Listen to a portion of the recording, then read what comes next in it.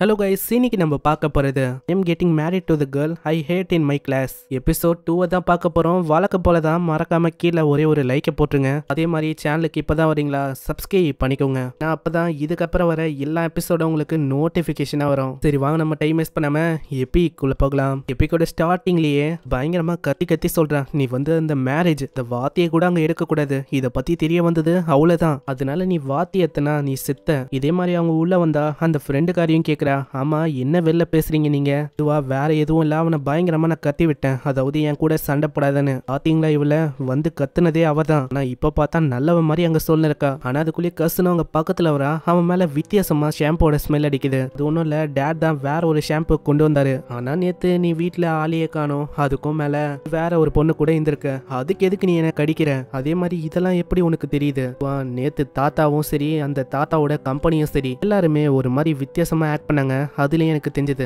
நானும் அங்க போய் செக் பண்ணி பார்க்கும் போது எனக்கு தெரிஞ்சது உனக்கும் அக்கானிக்கும் கல்யாணம் ஆயிடுச்சு, அதுக்கும் மேல நீங்க ரெண்டு பேரும் எங்க வாழ்றீங்க அந்த விஷயத்தையும் தெரியும். இது கேட்டோன்னே ஆளு டப்புன்னு கொண்டு போறான், ஏய் இத பத்திலாம் உனக்கு எப்படி தெரிஞ்சது, சரி அதை விட நீ வந்து என்கிட்ட இந்த விஷயத்தெல்லாம் சொல்லவே இல்ல, மேரேஜ் ஆனது மேரேஜுக்கு முன்னாடியும், அதுக்கு பதிலா நீ என்ன திரும்ப பண்ணும், நீ எனக்கு லஞ்சத்தை கொடுக்கணும், லஞ்சம், இப்போ உன்னோட உயிர் அது வந்து என்னோட கையில இருக்கு பாத்துக்கோ. அதுக்கப்புறம் அங்க ஆளு ரொம்ப டயர்ட் ஆகி வந்து உட்காருவானா, அக்கானே அங்க பயங்கரமா கத்தி விடுறா, அம்மா நீ அந்த எக்யூப்மெண்ட் அதெல்லாம் அப்படியே விட்டதானே, உனக்கு ஸ்டோர் ரூம்ல வைக்கணும், அது வந்து உனக்கு தெரியாதா என்ன, அம்மா அதை வைக்கலன்னா பெருசா என்ன ஆயிட போகுது, இப்ப யாராச்சும் தடுக்கி வந்தா அதுக்கு உன் மேலதான் பழி வரும், பரவாயில்லையா, அது அவங்க விழுந்தா என் மேல பழி வருமா, இதெல்லாம் என்ன கதையா இருக்கு. இப்படி இவங்க சண்டை போடுறத பார்த்து அங்க இருக்கிற பசங்களும் பேசுவாங்களா. இப்பதான் ஹீரோவை கேக்குறான், ஆமா இவங்களுக்கு என்ன ஆச்சு, அதுவா நீங்க ரெண்டு பேரும் இப்படி சண்டை போடுறது அவங்களுக்கு நல்லாவே தெரியும், எல்லாருக்கும் இடையில நீங்க ரொம்ப ஃபேமஸா இருக்கீங்க, அதாவது ஒரு காமெடி கப்பல் மாதிரி இல்ல, ஒரு ரியலான கப்பல் மாதிரி, அங்க ஒன்னும் மேரிட் இல்ல, மேரிட் கப்பலும் இல்ல, ஆனா இவ சொல்றது ஏதோ போய் தான், ஆனா அதுதான் உண்மையும். சீன்ல வீட்டுல அவ பயங்கரமா கத்துறா,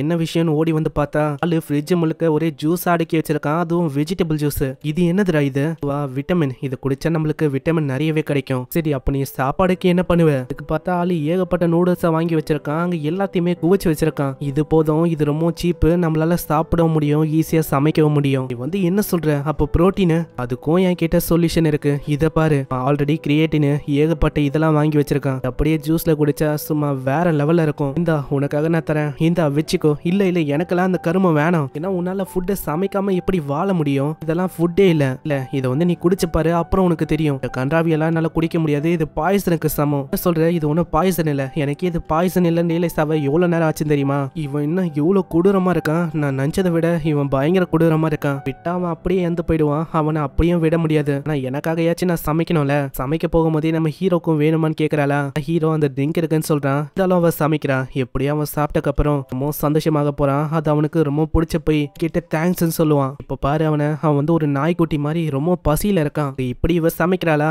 அதை பார்க்கும் போது இவனுக்கு அவ்வளவு கிரீப்பியா இருக்கு, அவ சிரிக்கிறது சரியில்லை, அதுக்குள்ள பாய்சனை வச்சு என்ன கொல்ல பாக்குறாளா, இதுக்கப்புறம் அங்க சமைச்ச முடிக்கிறா, அந்த டிஷ் எல்லாம் அவ்வளவு அருமையா இருக்கு, ஆனா ஆளுக்கு பயமா இருக்கு அதுக்குள்ள ஏதாச்சும் இருக்குமான்னு, ஆனா சாப்பிட்டு பார்க்கும்போது நார்மலான லைஃப் அவன் ஃபேமிலி கூட வாழ்ந்தா எப்படி ஃபீல் ஆகும், அவனோட சின்ன வயசு ஃபீலிங் அப்படியே அவனுக்கு வருது, இது நார்மலா இருக்கு, அதே டைம்ல ஜென்டலா இருக்கு, என்னது நார்மலா இருக்கா, அப்பனா நீ சாப்பிடக்கூடாது, நல்லா இல்லன்னு சொல்ல, அது நார்மலா இருக்கு, இல்ல இல்ல நீ சாப்பிடக்கூடாது, இது வெளியில இருக்க நாய்க்கு நான் போட்டுறேன், இதே மாதிரி அங்க சண்டை போகுது, அவன் கடைசியில புடுங்கி அப்படியே சாப்பிட்டுறான், அடே திருட்டு பையல நீ வந்து நல்லா இருப்பியாடா, நீ எல்லாம் நல்லாவே இருக்க மாட்டேன், கிட்ட புடுங்கி அப்படியே சாப்பிடுற.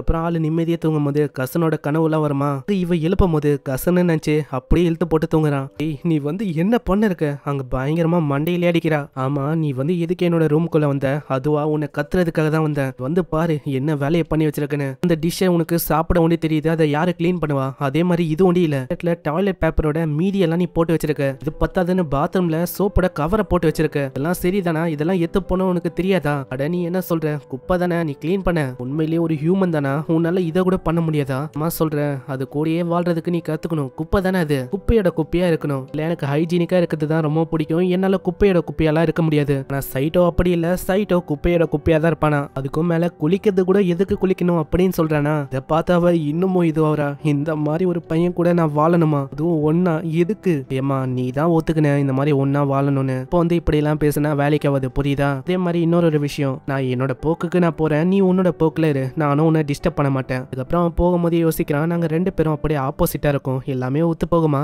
சீன்ல ஆளு பயங்கரமா கேம் எல்லாம் நிற்பானா, எவ்வளவு சத்தமா இருக்குன்னா, காணி அங்க வந்து பயங்கரமா கத்த ஆரம்பிச்சிடா, ஆமா எதுக்குடா நீ இப்படி சத்தம் போட்டுக்கினே இருக்க, நான் என்ன பண்றது, இது ஜாம்பி அழிக்கிற கேம், இந்த கேம்ல வேற ஜாம்பி சாம்பி எல்லாம் கொள்ளுவாங்களா? இதை பார்த்தா ஒரு மாதிரி அவரும் இந்த மாதிரி ஒரு கன்றாவியான கேமை விளாண்டு இருக்கேன். இந்த மாதிரி கேம் எனக்கு சுத்தமா பிடிக்காது. இதை விளாட்றவங்களையும் என்னால புரிஞ்சிக்கவே முடியாது. இது கன்றாவியா இருக்கு. அது ஃபர்ஸ்ட் மூடுறியா? வாய்ப்பே இல்ல. இது என்னோட இஷ்டம். நான் விளாட தான் போறேன். சாம்பியால நகரம் ஆபத்துல மாட்டின்னு இருக்கு. நான் அதை காப்பாத்துறேன். ஒரு கட்டத்துல அவங்க 2 பேரும் சண்டை போட அது அப்படியே கைண்டிக்குது. இதனால ஆளு ரொம்பவும் கஷ்டப்படுறான். சீன்ல இதுக்கெல்லாம் கவலைப்படாம அப்படியே குளிக்க போகும்போதே சொல்றான், நான் வந்து இதுக்கெல்லாம் கவலைப்படக்கூடாது. நாளைக்கு திரும்பவும் எனக்கு மேட்ச் இருக்கு. வாரியரா நான் குளிச்சக்கப்புறம் எல்லாம் உண்டு எனக்கு சரியாயிடும். இதுக்கப்புறம் மேட்சுக்கு என்னால ரெடியும் ஆக முடியும். போய் பார்த்தா அவ குளிச்சுன்னு இருக்கா.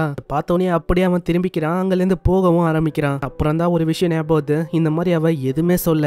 உள்ள போய் பார்க்கும் போது தான் தெரியுது அக்கானே அப்படியே தூங்கிட்டா. ஆமா இவ தூங்கிட்டாளா? அக்கானே சூரியன் வந்துச்சு ஏந்துக்கோ. ஆனா அக்கானே அங்க சொல்றா, ஹேய் நீ வந்து ஃபைனலி தோழியை ஒத்துக்கனியா? முட்டி போட்டு என்கிட்ட மன்னிப்பு கேட்டா நீ நாயோட வீட்டுல வாழலாம். இவளுக்கு எவ்வளவு கொழுப்பு. அப்படியே அவ விழ போவாளா? அங்க காப்பாத்த போய் இவங்க 2 பேரும் தப்பான பொசிஷன்ல விழுறாங்க. அதனால ஆளுக்கு என்ன பண்ணும் தெரியல. திடீர்னு அங்க எழுந்து பார்த்தா அவளுக்கு ஒண்ணுமே புரியல. நான் அவ ஒண்ணுமே போடாம இருக்கான். ஆளும் அங்க டவலோட இருக்கான். அம்மா நீ என்ன பண்ணுந்த?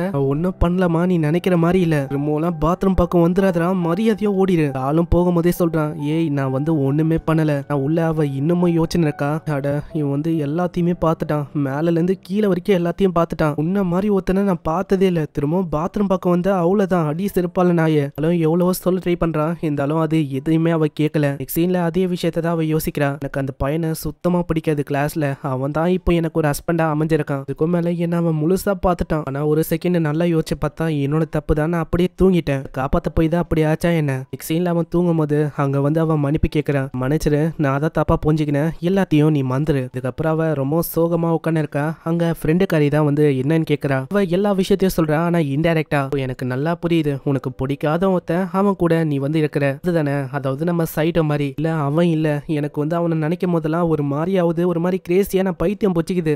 நான் வந்து உனக்கு என்ன சொல்றது, அட்வைஸ் தரணும்னா அவன் கிட்ட ஹக் பண்ணு. ஆனா சரியாவும் வாய்ப்பே இல்ல. அதை ஒண்டி என்னால பண்ண முடியாது. சரி அப்படின்னா நீ பேசு. உன் அளவுக்குலாம் என்னால பேச முடியாது. எனக்கு நல்ல ஸ்கில் இருக்கு, என்கிட்ட இல்ல. அப்படின்னா உன் மேல இருக்க அந்த மரியாதை அதை வந்து இன்னமும் ஏத்தப்பாரு. அதுக்கப்புறம் அவன் வந்து உன்னை மதிக்க ஆரம்பிப்பான். 2 பேருக்கும் மரியாதை கிரியேட் ஆகும். இது கேட்கும் போது அக்கானிக்கும் ஒரு ஐடியா வருது. இந்த சைடு அதே மாதிரி தான் நம்ம சைட்டோ அவனும் அவனோட கசின் கிட்ட கேட்கறான், நான் என்ன பண்றது, 2 பேருக்கும் இடையில நல்லா பத்திக்குது. அப்படின்னா நீ வந்து ஏன் டிவோர்ஸ் பண்ணக்கூடாது? இல்ல என்னால அப்படி பண்ண முடியாது. அப்படி பண்ணா ஹோஜோ கம்பெனி அது என்ன விட்டு போயிடும். நிறையவே பிரச்சனையும் உருவாகும். அந்த மாதிரி வாழ்க்கையே விரும்பல. ஆனா வேற வழி இல்ல. நீங்க 2 பேருமே ஒன்னா இருக்கணும். நாங்க என்ன பண்றது? நாங்க 2 பேருமே மேட்சே இல்ல. பிடிக்காது அவளுக்கு பிடிக்காது, அவளுக்கு பிடிக்காது எனக்கு பிடிக்காது. இல்ல அப்படி இல்ல. இந்த உலகத்துல சில பல விலங்கு இருக்கு. இதுங்களுக்கு என்னன்னா இதே மாதிரி தான் மேட்சே ஆகுது. அதனால நீ என்ன பண்ணணும்னா நீ வந்து அவளோட ஃபீலிங்ஸை புரிஞ்சுக்க ட்ரை பண்ண. அவளோட எத்துல இருந்து அவ எப்படி ஃபீல் பண்றான்னு யோசி. அது நான் சிம்பிளா சொன்ன ஒரு கம்பெனியோட சிஇஓவா இருக்க டைம்ல நீ தான் மத்தவங்களை லீட் பண்ணனா நீ என்ன பண்ணுவ அது யோசி. அது படி போனா எல்லாமே கரெக்டா போகும். இல்லனா நீ இப்படி பண்ணலாம். அதாவது என்ன உன்னோட கையில தூக்கிக்கலாம். இது நான் எதுக்கு பண்ணும்? நான் நிறைய கனி பொண்ணுங்களா இதுக்கு மயங்கி போய் விழுந்துருவாங்க. அப்புறம் வந்து பார்த்தா அவ ரொம்ப டெரரா இருக்கா. ஆனா திடீர்னு அவ நல்லவ மாதிரி பேசுறா. 2 பேரும் பேசலாமா? டிவோர்ஸ பத்தி நம்ம பேசணுமா? இல்ல இல்ல உன் கூட பேச ஆசைப்படுறேன். ஏன் சில பல விஷயத்த பேசியே தேத்துக்கலாம். ஏன்னா நான் வந்து டிவோர்ஸ பண்ண விரும்பல. அப்படி பார்த்தாலும் நம்ம 2 பேரும் ஒன்னா வாழணும். அவங்க ஹீரோ ஒரு ஐடியாவை சொல்றான். நம்ம ஏன் ஒரு பவுண்டரிஸை செட் பண்ணிக்க கூடாது? நான் பண்ணும் இதை நீ பண்ணும். அந்த மாதிரி விஷயம் தட்டு துணி எல்லாமே நிரம்பினக்கு அப்புறம் நான் கிளீன் பண்றேன். அட கன்றாவியே நீ வந்து அப்படியெல்லாம் பண்ணக்கூடாது. அப்புறம் ஈலாம் வந்து உட்காரும். பரவாயில்ல இருக்கட்டும், அது வந்து நேச்சர் தானே. என்னால அப்படிலாம் இருக்க முடியாது. அது ஹைஜீனிக்கும் இல்ல. அப்புறம் நம்மளுக்கு சிக்காச்சுன்னா அப்போ சரி நான் வந்து டைம் டு டைம் அதை வந்து கிளீன் பண்ணிடுறேன். உன்னோட ஒப்பீனியன் ஏதாச்சும் இருக்கா? ஹீரோவும் சொல்றான். அப்படியா? அப்பனா உங்கிறப்போ உன்னோட பாடியை டச் பண்ணலாம்ல. என்னது அப்படின்னா நீ அந்த மாதிரி சொல்றியா? இல்ல நான் அப்படி சொல்ல. பெட் வந்து ரொம்ப சின்னதா இருக்கு. அதனால சில பல டைம் வந்து டச் ஆகும். சரி அப்படின்னா ஓகே. நான் கிளாத்துக்குள்ளலாம் நீ வந்து டச் பண்ண அவ்வளவுதான். அதுக்கப்புறம் நான் வந்து உன்னை அடிச்சிருவேன். அதே மாதிரி என்னோட கோரிக்கை என்னன்னா ரொம்ப பயங்கரமான கேம் எல்லாம் விளையாடுற அது ஓகே தான்.